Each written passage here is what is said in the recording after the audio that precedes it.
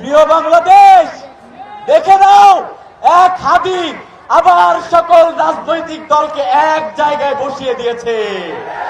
প্রিয় বাংলাদেশ, দেখে নাও, এখন আর কেউ অনলাইনে একজন আরেকজনকে কাদা ছড়াছড়ি করতেছে না, আর কেউ কাউকে টকশোতে গালিগালাজ করতেছে না। হাদি প্রশ্নের সবাই এক হয়ে গেছে।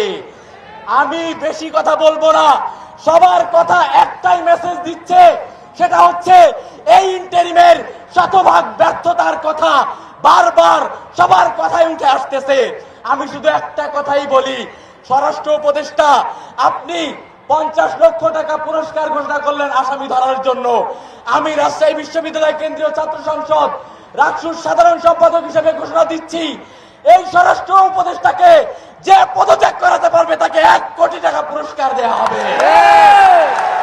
এবং সাথে সাথে আজকে এখানে যারা এসেছেন, দল মত মতাদর্শ নির্বিশেষে ভারতীয় আধিপত্যবাদ এবং আওয়ামী ফ্যাসিবাদের প্রশ্নে সবাইকে এক হয়ে এক ছাতার নিচে কাজ করার আহ্বান জানিয়ে আমি আমার বক্তব্য শেষ করছি।